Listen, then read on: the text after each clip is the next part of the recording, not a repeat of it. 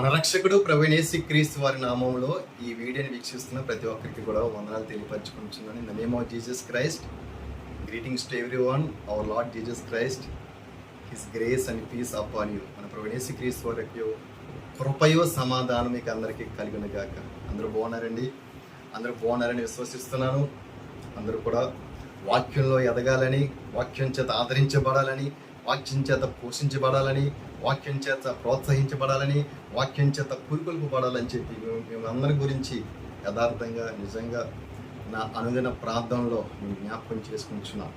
మరొకసారి ఈ వీడియోని వీక్షిస్తున్న మన ప్రభువైన యేసుక్రీస్తు వారి నామములో మీకు అందరికీ కూడా వందనాలు తెలియపరచుకుంటున్నాం. ప్రభునందు ప్రియమైన సంగమా, గమనిద్దాం. దేవుడు నాకు అనుగ్రహించిన ప్రేరేపణ బట్టి, దేవుడు నాకు ఇచ్చిన ఆలోచన బట్టి ఒక చిన్న వాక్యాన్ని మీతో పంచుకోవాలని మీ ముందుకి ఈ పగటి పూట మీ ముందుకు వచ్చి ఉన్నాను. చిన్న వాక్యాన్ని చూసుకుని మన ముందుకు వెళ్దాం. పరమగీతాల గ్రంథము 8వ అధ్యాయము 8వ వచనము. పరమగీతాల గ్రంథము 8వ అధ్యాయము 8వ వచనము. మాకు ఒక చిన్న చెల్లుడు కలదు, దానికి ఇంకనూ వయసు రాలేదు. వివాహ కాలము వచ్చినప్పుడు మేము దాని విషయమై ఏమి చెయ్యుదుము? Question mark. ప్రభువుని సహోదరులారా, ఈ వాక్య గ్రంథము, ఈ గ్రంథకర్త ఎవరంటే గనక సొలొమోను మహారాజు. ఈ పరమగీతాలని తన యొక్క యవన కాలం ముందు ఉన్నప్పుడు ఈ పరమగీతాల గ్రంథాన్ని సొలొమోను మహారాజు రాశాడు. ఈ పరమగీతాలు చాలా మంది చదివిన వ్యాఖ్యానకారులు ఏం చెప్తారంటే గనక ఈ యొక్క పరమగీతాలు దేనికి చిహ్నముగా ఉన్నదంటే గనక ఒక భార్యాభర్తల యొక్క ప్రేమకి చిహ్నముగా ఉన్నదని, కొంతమంది అయితే గనక ఒక ప్రియుడికి ప్రియురాలికి చిహ్నముగా ఉన్నదని చాలా మంది కూడా అభిప్రాయపడుతూ ఉంటారు. మరి నాకైతే నేను తెలుసుకున్న విషయం, ఎన్నో పుస్తకాలు చదవటంలో కానీ, ప్రార్థనలో కనిపెట్టడం కానీ, ఈ పరమగీతాలు దేని విషయమే దేవుడు సొలొమోను మహారాజు చేత మనకి ఎందుకు రాయించాడంటే గనక సంఘము అనగా క్రీస్తు యొక్క విశ్వాసుల సమూహమే సంఘము. అలాగే లోకంలో ఎన్నైతే క్రైస్తవ సంఘాలు ఉంటాయో అవన్నీ కూడా సార్వత్రిక సంఘాలు అని మనం అంటూ ఉంటాం. ఎన్నైతే ఈ లోకంలో విశ్వవ్యాప్తంగా ఎన్నైతే సంఘాలు ఉంటాయో అవన్నీ కూడా సార్వత్రిక సంఘాలండి. అవన్నీ కూడా ఆ సంఘాన్ని దేవుడు ఎలా చూస్తున్నాడంటే కనుక, ఈ సార్వత్రిక సంఘాలన్నీ కూడా దేవుడు ఎలా చూస్తున్నాడంటే కనుక ఒక వధువు సంఘముగా చూస్తున్నాడు. అయితే దేవుడు ఎవరంటే కనుక వరుడు. లోకంలో ఒక వధువు వరుడిని ఎలా చూడాలని చెప్పి ఎలాగ తహతహలాడుతుందో, మనం కూడా వధువు సంఘమైన మనం కూడా ఏదో ఒక రోజు ఈ లోకాన్ని విడిచిపెట్టి నిత్య రాజ్యానికి వెళ్ళినప్పుడు, పరలోక రాజ్యానికి వెళ్ళినప్పుడు వరుడైన మన ప్రభువైన యేసుక్రీస్తు వారిని చూడాలని చెప్పి మనం కూడా ఆశతోటి, నిరీక్షణతోటి మనం ఉండేవారుగా మనం ఉండాలి. దానికోసమే మనం మనం పడేవారుగా మనం ఉండాలి. అయితే ఈ వధువు సంఘాన్ని గురించి దేవుడు తన ప్రేమను ఎలా వ్యక్తపరిచాడంటే కనుక ఈ పరమగీతాలనే ప్రేమ లేఖ ద్వారా అని ప్రేమనే వ్యక్తపరిచాడు. షారోను వనములో పుష్పించు పుష్పమా అని సంఘాన్ని ఉద్దేశించి అని మాట్లాడుచున్నాడు. బలరక్కసి చెట్లలో ఉండు పద్మము వంటిదానా, బండ సందుల్లో ఎగురు పావురమా, నీ ముఖము మనోహరము, నీ మాట మాధుర్యము అని సంఘాన్ని మనల్ని ఉద్దేశించి అని మాట్లాడుచున్నాడు. లోకాన్ని విడిచిపెట్టి, సమస్త స్వేచ్ఛని విడిచిపెట్టి, స్వతంత్రాన్ని విడిచిపెట్టి, దేవుడికి ఆజ్ఞలకి మనం విధేయతగా ఉంటూ, లోకంలో ఎదుర్కొంటున్న ప్రతి సమస్యల పోరాటాలను మనం జయిస్తూ ఉంటున్నప్పుడు మన ముఖం దేవుని దృష్టి ఎలా ఉన్నదంట? మనోహరంగా ఉన్నదంట. మన ప్రార్థన ఎలా ఉన్నదంట? మాధుర్యముగా ఉన్నదని చెప్పి దేవుడు మాట్లాడుతున్నాడు. చంద్రబింబం లాంటి అందము దానా సంఘాన్ని ఉద్దేశించి, వ్యూహిక సైన్య భీకర రూపము గలదానా అని చెప్పి కూడా ఆయన మాట్లాడేవాడుకుంటున్నాడు ఈ పరమగీతాల్లో సంఘాన్ని ఉద్దేశించి. ఆయన ప్రేమని ఈ పరమగీతాల ద్వారా మనకి వ్యక్తపరుస్తున్నాడు. అంటే ఈ పరమగీతాలు ఎలా తీసుకోవాలంటే కనుక వరుడు అనగా యేసుక్రీస్తు వారు, వధువు అనగా మన కోసము రాసిన ప్రేమ లేఖ ఈ పరమగీతం. అయితే మనం తీసుకున్న లేఖన భాగంలో పరమగీతాలు 8వ అధ్యాయము 8వ వచనంలో, మాకు ఒక చిన్న చెల్లుడు కలదు, దానికి ఇంకనూ వయసు రాలేదు. సాధారణంగా ఒక లోక సంబంధమైన తండ్రి ఎలా ఉంటాడంటే గనక ఆయనకు అనుగ్రహించబడిన కుమార్తె ఒక యుక్త వయసు 18 సంవత్సరాలు 20 సంవత్సరాలు దాటిన తర్వాత తన కుమార్తె విషయంలో వివాహం చేయాలని చెప్పి ఒక లోక సంబంధమైన తండ్రి తన యొక్క కుమార్తె విషయంలో ఆలోచన చేస్తూ ఉంటాడు. ఒక మంచి వరుడు దొరికితే వివాహం చేయాలని చెప్పి మరి ఆలోచన చేస్తాడు. ఇది సర్వసాధారణంగా జరుగుతున్న ప్రక్రియ. ప్రతి కుటుంబంలో ఇది సర్వసాధారణంగా జరిగిన ప్రక్రియ. అయితే విచారకరంగా ఏదైనా గృహంలో యుక్త వయసు వచ్చి ఒక కన్యకు యుక్త వయసు వచ్చి 22-23 సంవత్సరాల వయసు వచ్చినప్పటికీ కూడా సాధారణంగా మనుషులకి ఉన్నట్టుగా పరిపక్వత కలగకపోతే, మెచ్యూరిటీ లేకపోతే గనక ఆ తండ్రి ఏమి ఆలోచన చేస్తారంటే గనక ఆమె ఎలా మాట్లాడాలో తెలీదు, ఎలాగ వస్త్రధారణ వేసుకోవాలో ఆమెకు తెలీదు.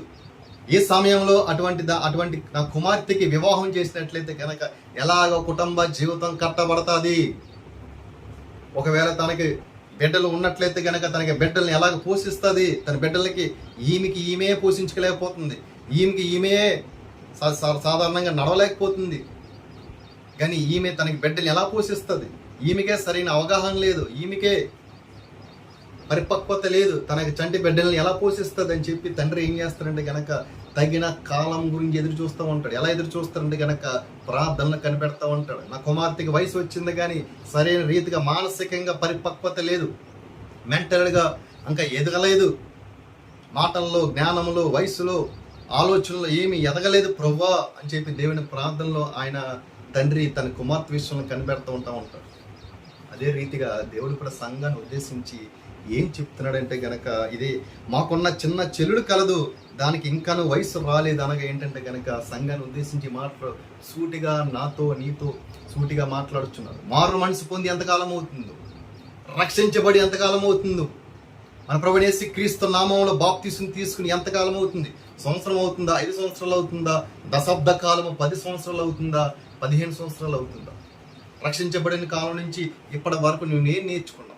వాక్యంలోని యొక్క పురోగతి ఎలా ఉన్నది, వాక్యంలోని యొక్క స్థితి ఎలా ఉన్నది, వాక్యంలోని యొక్క మెచ్యూరిటీ యొక్క పరిపక్వత స్థితి ఎలా ఉన్నది, ప్రార్థనలో ఎలా ఉన్నది, నీ నేత్రాశను జయిస్తున్నావా, జీవప డంబాన్ని జయిస్తున్నావా, లోకాసును జయిస్తున్నావా?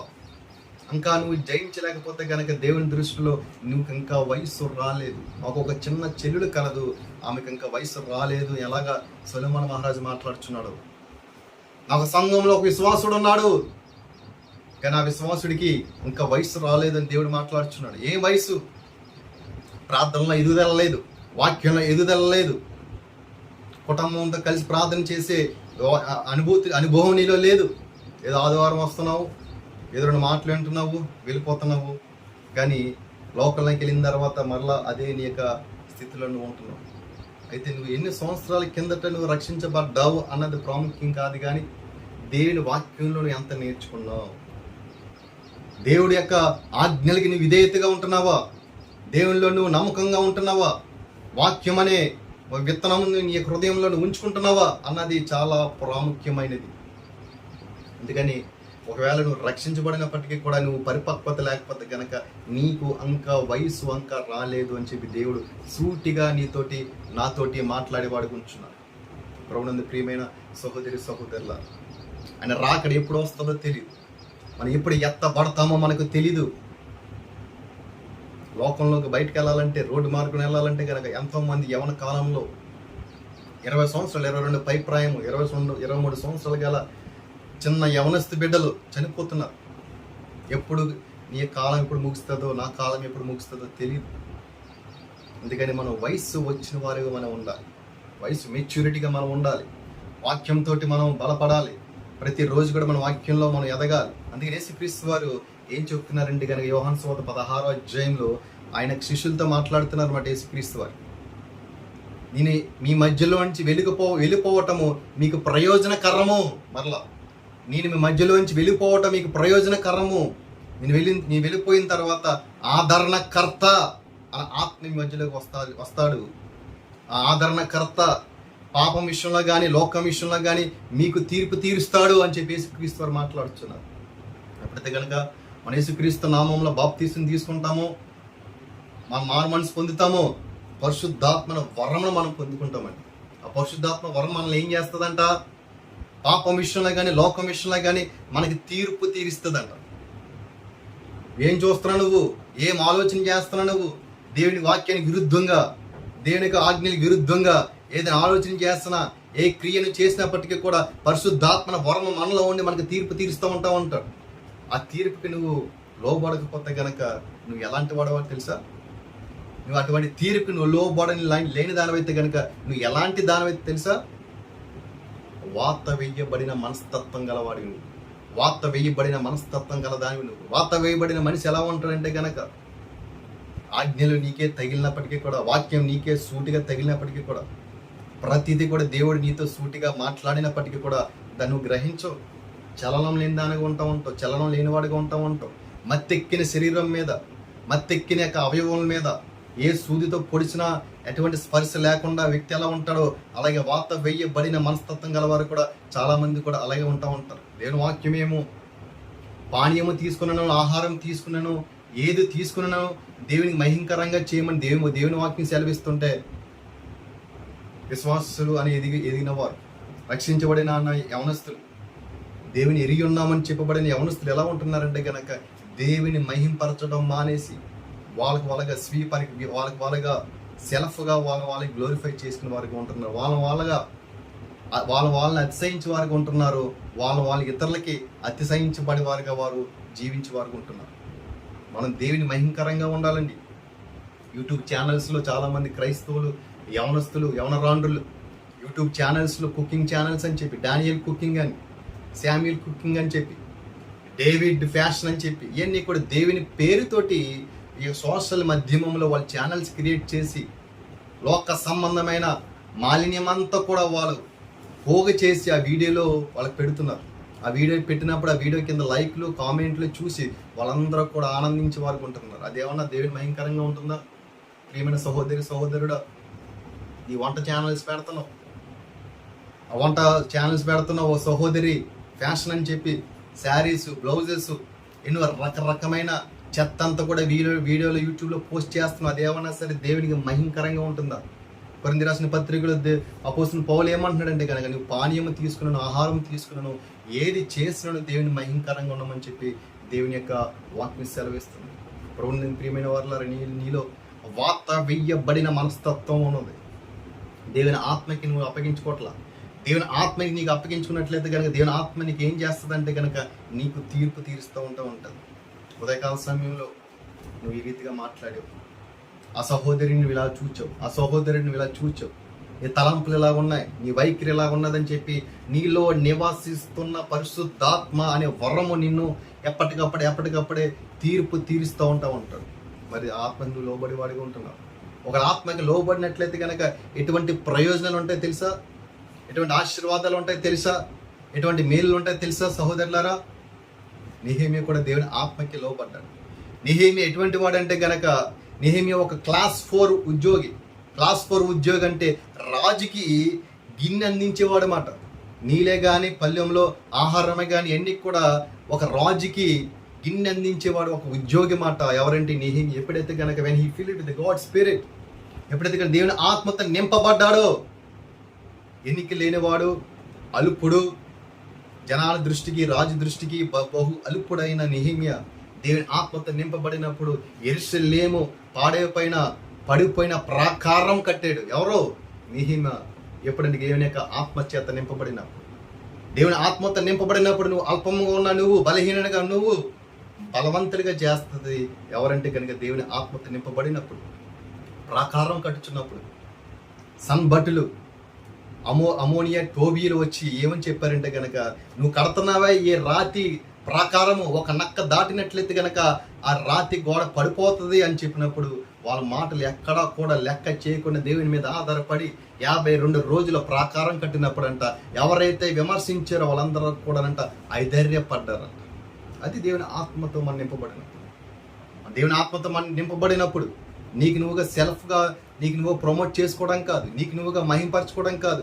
ఎప్పుడైతే దేవుని ఆత్మ చేత నింపబడి దేవుని ఎప్పుడైతే నువ్వు మహింపరుస్తున్నావో అప్పుడు దేవుడు నిన్ను మహింపరిచేవాడుగా ఉంటావు అంటాడు. అందుకే దేవుని వాక్యం ఏం సెలవిస్తుందంటే కనుక ఎవరైతే నన్ను మహింపరుస్తారో వారు నేను మహిమపరుస్తానని చెప్పి దేవుని యొక్క వాక్యం సెలవిస్తుంది. ప్రియమైన వారులారా, ఎంతకాలం ఇలా ఈ రీతిగా వాత వేయబడిన మనస్తత్వం కలిగి వారుగా ఉన్నాం. ఈ రోజుల్లో ఎక్కడికి వెళ్ళినప్పటికీ కూడా, బయటికి వెళ్ళినా ఎక్కడికి వెళ్ళినప్పటికీ, 2 తెలుగు రాష్ట్రాల్లో, తెలంగాణ, ఆంధ్రాలో 2 రాష్ట్రాల్లో ఎక్కడికి వెళ్ళినప్పటికీ కూడా వాళ్ళు చాలామంది చెప్పిన విషయం ఏంటంటే కనుక 20,000 కోట్ల బెట్టింగ్లు జరుగుతున్నాయంట. రేపు జూన్ 4వ తారీఖున ఏ నాయకుడు వస్తాడు, ఏ ప్రభుత్వం వస్తుంది అని చెప్పి వాళ్ళు చాలామంది కూడా క్రైస్తవులు కూడా బెట్టింగ్లు వేసారంట. సిగ్గుపడాలండి మనం. బెట్టింగ్లు దానికి వేస్తాం మనం. రేపొద్దున రాకడకు మనం సిద్ధపడి ఉండాలి తప్ప కానీ లోకానుసారంగా మనం జీవించడానికి వీల్లేదు.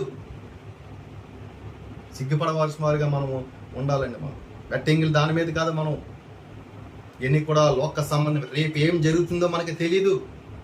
రేపటి దినం ఏం జరుగుతుందో మనకి తెలియదు. ప్రభునందు ప్రియమైన వాళ్ళలో వాత వేయబడే మనస్తత్వంతో నువ్వు ఉన్నావు. దేవునికి అప్పగించుకో. రోమపత్రిక 12:1 ఉంటుంది, సజీవ యాగం అని శరీరం దేవునికి సమర్పించుకోమని చెప్పి నా ప్రభునందు ప్రియమైన వారిలో ఆయన బతిమాలు కొనుచున్నానని చెప్పి అపోస్తలుడైన పౌలు మాట్లాడుతున్నాడు. ఇదే సరైన భక్తి అంటున్నాడు. సజీవ యాగంగా దేవుని యొక్క బలిపీఠం మీద, దేవుని యొక్క ప్రార్థన సన్నిధానంలో నువ్వు సమర్పించుకునే ఎడల వాత వేయబడిన మనస్తత్వం నుంచి నువ్వు బయటపడతా ఉంటావు. దేవుని ఆత్మ నీలో పనిచేయడం మొదలు పెడతా ఉంటుంది. దేవుని ఆత్మ నేను నడిపిస్తూ ఉంటావు. అప్పుడు నువ్వు దేవుని దృష్టికి వయస్సు లేనివాడిగా ఉన్నప్పటికీ కూడా దేవుని దృష్టికి ఎప్పుడైతే నువ్వు ఆత్మకి నువ్వు లోబడి ఆత్మకి నువ్వు ఆత్మానుసారంగా నువ్వు జీవిస్తావో అప్పుడు దేవుని దృష్టికి నువ్వు ఎలా ఉంటావు అంటే కనుక వయస్సు వచ్చిన దానిలాగా దేవుని దృష్టికి నువ్వు కనబడతా ఉంటావు. అప్పుడు ఉన్నప్పుడు దేవుడు నేను హెచ్చించేవాడుగా ఉంటావు. అదే చెప్తున్నాడు ఇక్కడ పరమగీతాలను తీసుకున్న మూలవాక్యము. నాకు ఒక చిన్న చెల్లుడు కలదు, దానికి ఇంకా వయసు రాలేదు. చాలా మంది సంఘాల్లో మారు మనసు పొంది రక్షణ పొంది అనేక సంవత్సరాలు అయిపోతున్నాయి తప్ప కానీ వాళ్ళు అంక వాక్యమని పరిపక్వత లేదు, పరిశుద్ధత పరిపక్వత లేదు. ఇతరులను చూసినప్పుడు ఓర్వలేనితనము, అసూయ, కుట్రలు, భేదములు, కక్షలు ఎన్నో ఉన్నాయి. వాళ్ళు ఇంకా వయసు రాలా. ఏ వయసు అంటే కనుక ఆత్మీయానుసారమైన వయసు వాళ్ళు రాలా, స్పిరిచువల్ వయసు వాళ్ళు రాలా. ప్రభునందు ప్రియమైన వాళ్ళారా, వాక్యాన్ని బాగా మనం చదువుకోవాలి. ఈ సేవకుడు, ఈ సంఘంలోని యొక్క సేవకుడు ఎన్నో విడిచిపెట్టి లాభకరమైనవి, ప్రయోజనకరమైనవి అన్నీ కూడా విడిచిపెట్టి లోపల నశించిపోతున్న వారి గురించి ప్రయాసపడుచున్నప్పుడు వారి గురించి నువ్వు ప్రార్థన చేస్తున్నావా సహోదరుడా?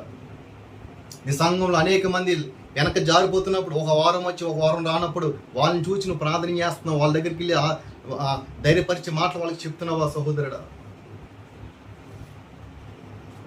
ఇలా ఉన్నట్లయితే కానీ, ఇలా లేకపోతే కనుక నీలో ఇంకా వయసు రాలేదు. ప్రభునందు ప్రియమైన సహోదరుడు, మనం ఏం చేయాలండి?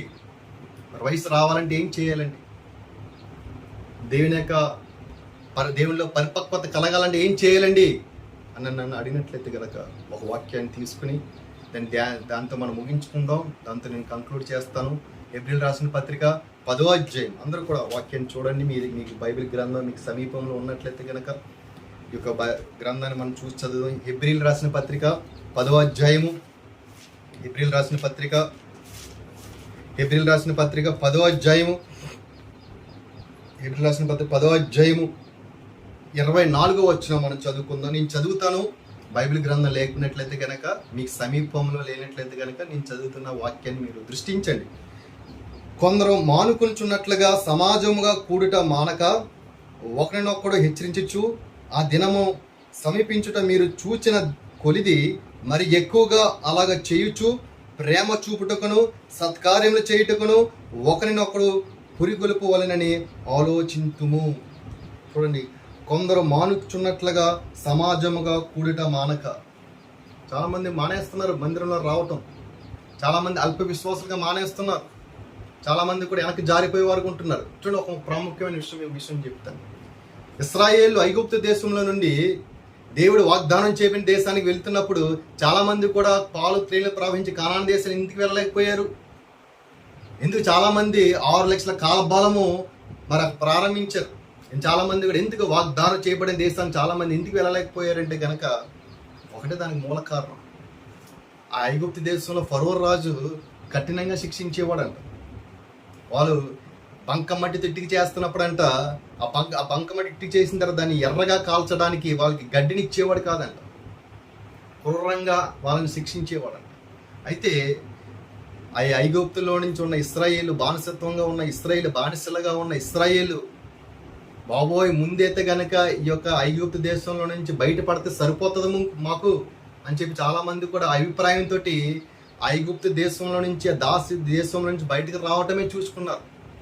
ముందున్న విషయం అంటే ముందున్న ప్రదేశము ఈ కానాను దేశము అనగా ఈ వాగ్దానం చేయబడిన దేశం మీద వాళ్ళకి గురి లేదు. అందుకని చాలా మంది కూడా వాళ్ళ అరణ్యంలో చాలా లక్షల మంది వాళ్ళు మరణమైపోయారు. ఈ రోజుల్లో కూడా చాలా మంది కూడా మందిరానికి ఎందుకు వస్తున్నారంటే కనుక ఏదో స్వస్థత కోసము, ఆరోగ్యం కోసము, ధనం కోసము, ప్రమోషన్ కోసము, ఉద్యోగాల కోసము, వ్యాపారంలో లాభం కోసము, బిడ్డల కోసమే వస్తున్నారు తప్ప కానీ రేపన రోజుని ఎత్తబడే దినము, రేపన రోజు నాకు ప్రియుడు నేను చూస్తాను, నా ప్రభువు నేను చూస్తాను అనేక నిరీక్షణ వాళ్ళు లేదు. అందుకని చెప్పి చాలా మంది కూడా మందిరంలో చాలా మంది కొనసాగలేకపోతున్నారు. అందుకని చెప్తున్నాడు హెబ్రీ రాసిన పత్రిక 10వ అధ్యాయం 24లో కొందరు మానుకొనిచున్నట్లుగా. ఎవరు మానుకొనిచున్నట్లుగా?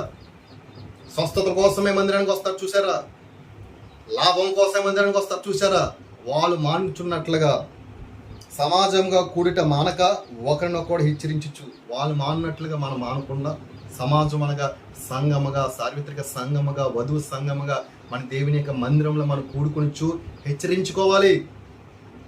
దేవుని వాక్యం చేత మనం హెచ్చరించుకోవాలి. దేవుని వాక్యానికి మనం లోబడాలి. దేవుని గద్దింపుకి మనం లోబడాలి. దేవుని గద్దింపుకి మనం విధేయతగా ఉండాలి. ఒకరు మనం హెచ్చరించుకోవాలి. దైవ సేవకులు వాక్యాన్ని చేత మనం హెచ్చరించినప్పుడు ఈ వాక్యం నా కోసమే అని చెప్పి మనం తీసుకోవాలి. ఈ రీతిగా హెచ్చరిక మనం లోబడి మనలో ఉన్న ఏదైనా పులిసిని పిండి లాంటిది ఏదైనా ఉన్నట్టయితే కనుక దాన్ని మనం తీసుకునే వారిగా మనం ఉండాలి.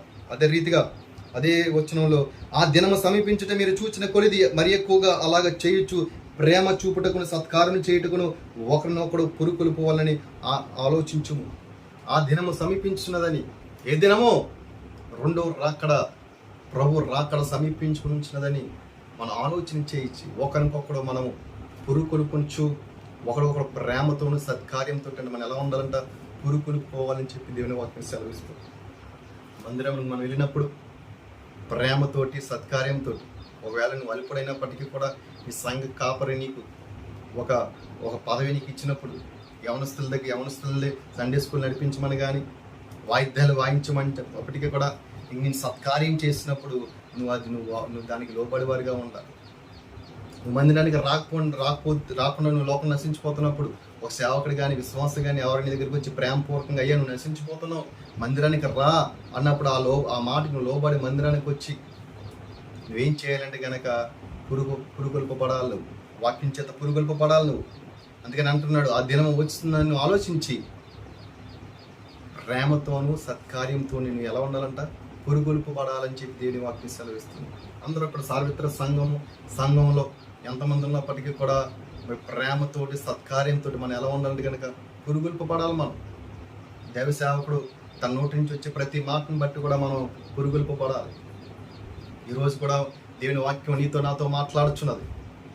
ఇంకా వయసు రాలేదు, ఎందుకంటే కనుక నువ్వు ఇంకా మానసికంగా లేకపోతే కనుక ఆధ్యాత్మికంగా నువ్వు ఎదగల, అందుకని చెప్పి నీకు ఇంకా వయసు రాల. అందుకని ఎలా ఉన్నావంటే కనుక నువ్వు అపోస్తలుడు పౌలు మాట్లాడతారు కొరింథీ రాసిన సంఘానికి, ఆత్మీయమైన బిడ్డలతో మాట్లాడినట్లుగా నేను మీతో మాట్లాడటం లేదు. ఎందుకంటే కనుక మీరు ఆత్మీయమైన బిడ్డలు కాదు, మీరు శరీరాత్మీయమైన బిడ్డలు మీరు. అందుకని మిమ్మల్ని అన్నంతో పోషించటంలా మిమ్మల్ని నేను పాలుతో పోషిస్తున్నాను. అయినప్పటికీ కూడా ఇప్పటికీ మీరు ఎలా ఉన్నారంటే కనుక శరీర సంబంధమైన బిడ్డలుగానే మీరు ఉన్నారని చెప్పి అపోస్తలుడు పౌలు మాట్లాడుతున్నారు. కొరింథీ రాసిన ఈ కొరింథీ సంఘము చాలా భయంకరమైన సంఘం. ఈ కొరింథీ సంఘము చాలా దుష్టత్వమైన సంఘం. ఈ కొరింథీ సంఘము పాపంతో నిండబడిన సంఘం. ఈ కొరింథీ సంఘము లోక సంబంధమైన దేవతను అనుసరిస్తున్న సంఘం. ఎన్నిసార్లు చెప్పినప్పటికీ కూడా లోబడిని సంఘము, మెడ వంచని సంఘం. అందుకనే ఆ సంఘంతో పౌలు మాట్లాడుతున్నాడు అన్నమాట. కొరింథీ రాసిన మొదటి కొరింథీ పత్రికలు అంటూ ఉంటాడు, ఆత్మీయమైన బిడ్డలతో మాట్లాడినట్లుగా నీతో మాట్లాడటంలా. ఎందుకంటే కనుక మీరు ఆత్మీయమైన బిడ్డలు కాదు, మీరు శరీరాన్ని ఆ శరీర కోరికలకి శరీర వాంఛలకి లోబడిన వారు గనక మీరు. అందుకని మిమ్మల్ని వాక్యంతో, అన్నం అనే వాక్యంతో కాదు పాలతో మిమ్మల్ని నేను పోషిస్తున్నాను. ఎందుకంటే కనుక వాళ్ళకి ఇంకా వయసు రాలేదు. కానీ ఎంతకాలము రోజులు గడిచి కొద్ది మనం ఎలా ఉండాలంటే కనుక వాక్యంలో ఎదగాలి. అందుకని పౌలు ఏమంటున్నాడంటే కనుక నా బాహ్య పురుషుడు బలహీనమైనప్పటికీ కూడా నా అంతరంగ పురుషుడు రోజు రోజుకి నూతన పరచబడుచున్నాడు అని చెప్పి పౌలు అంటున్నాడు. హార్మోన్స్ పొందావు, రక్షణ పొందావు, ఆ రోజు నుంచి నువ్వు ఎలాగా ఈ శరీరము బలహీనమైనప్పటికీ కూడా అంతరంగ పురుషుడు ఎలా ఉండాలంటే కనుక నూతన పరచబడాలి. మొదటి పేతురు పత్రిక 2:11 వచనంలో మనం చూసినట్లయితే కనుక మీరందరూ కూడా యాత్రికులు, మీరు విదేశీయులు కాబట్టి మీరు ఆత్మకు వ్యతిరేకంగా పోరాడుతున్న ప్రతి శరీర వాంఛలను మీరు జయించాలని చెప్పి పేతురు మాట్లాడుతున్నారు. మన ఆత్మీయంగా ఎదుగుతున్నప్పుడు శరీర వాంఛలు ఎలా ఉంటాయంటే కనుక వ్యతిరేకంగా ఉంటాయి. నీరుకి అగ్నికి ఎంత వ్యత్యాసం ఉందో అలాగే ఆత్మకి శరీర కోరికలు కూడా అంత వ్యత్యాసం ఉంది. మన ఆత్మ ఎదిగిపోతే శరీర కోరికలను మనల్ని జయిస్తూ ఉంటుంది. అందుకని మనం ఆత్మానుసారమైన మనసుతోటి శరీరానుసార మనసు మనం జయించాలని చెప్పి వాళ్ళు మాట్లాడుతున్నాం. నాకు ఒక చెల్లు కలదు, దానికి ఇంకా వయసు రాలేదు. ఈ వాక్యాన్ని వింటున్న ప్రతి సహోదరుడా, నీకు వయసు వచ్చిందా? వయసు అనగా ఆధ్యాత్మికమైన వయసు నీకు వచ్చిందా? ఈ రోజు ఇప్పుడు నువ్వు ఎత్తబడితే కనుక ప్రియుని చూస్తావు, ప్రభుని చూస్తావు, ప్రభుని ఎదుర్కొంటావు, ప్రభు రాజ్యంలో నువ్వు ఉంటావని నీకు విశ్వాసం ఉన్నదా? ప్రభు నందు ప్రియమైన సహోదరులారా, ఒకవేళ లేకపోతే కనుక వాత వెయ్యబడిన మనస్తత్వం నుంచి మనం బయటికి రావాలి. ఎలా ఉండాలి మనం అంటే కనుక ఆ రోజు ఆ తీర్పు దినము మనం రెండో రాకడ గురించి మనం ఆలోచన చేసి సంఘంలో మనం ప్రతి ప్రేమతోటి ప్రతి సత్కార్యంతో మనం ఎలా ఉండాలని కనుక పురుగొల్పబడాలి. దైవ సేవకులు చెప్పే వాక్యం బట్టే కానీ, సాక్ష్యం ద్వారా కానీ, బైబిల్ గ్రంథం చదువుతున్న వాక్యం బట్టి కానీ, ప్రతి మాటను బట్టి కూడా మనం ఎలా ఉండాలని కనుక పురుగొల్పబడాలి, మనం హెచ్చరింపబడాలి, మనం ప్రోత్సహించబడాలి. మనం ఈ రీతిగా మనం ఉన్నప్పుడు మన దేవుని దృష్టికి ఒకనప్పుడు వయసు లేని వారమైన మనము ఇప్పుడు మనం వయసు కలివారుగా మనం ఉంటాం. దేవుని దృష్టికి మనోహరంగా మనం కనపడుతూ ఉంటాం. దేవుని దృష్టికి మన మాట మాధుర్యంగా ఉంటుంది. ఈ రీతిగా మనం ఉన్నప్పుడు నెహెమీయాని దేవుడు దీవించినట్లుగా, నెహెమీయాని దేవుడు ఆశీర్వదించినట్లుగా, నెహెమీయా కట్టిన ఆ యొక్క ప్రాకారం అనేక మందికి ఆశీర్వాదకరంగా ఉన్నట్లుగా మనం చేస్తున్న ప్రతి పని, ప్రతి కార్యము, ప్రతిదీ కూడా దేవుడు సిద్ధింపచేసి ఆశీర్వదిస్తూ ఉంటాడు. ఎప్పుడైతే కనుక మనం దేవుని దృష్టికి యుక్తిగా మనం ఉన్నప్పుడు, దేవుని దృష్టికి మనం భయభక్తులుగా మనం ఉన్నప్పుడు, దేవుని దృష్టికి మనం యుక్త వయసు వచ్చినట్లుగా దేవుని దృష్టికి మనం కనపడినప్పుడు, ఆధ్యాత్మిక జీవితంలో యుక్త వయసు వచ్చి కనపడినప్పుడు నెహెమీయా కట్టిన ప్రాకారము ఇశ్రాయేలుకి, యూదులకి ఎంత ఆశీర్వాదకరంగా ఉన్నదో ఆ రీతిగా మనం దేవుడు దీవించి వాడుగా ఉంటాడు. ఇంతటితో నా మాటలు ముగిస్తున్నాను. దేవుడి వాక్యాన్ని దీవించిన గాక, దేవుడిని అందరినీ కూడా దేవుడు దీవించిన గాక. ఆమె మీకు అందరికి మరొకసారి వందనాలు. మరొక వీడియోతోటి మరలా కలుద్దాము. అంతవరకు మీకు అందరికీ వందనాలు. దేవుడు మిమ్మల్ని అందరినీ దీవించిన గాక. ఆమేన్.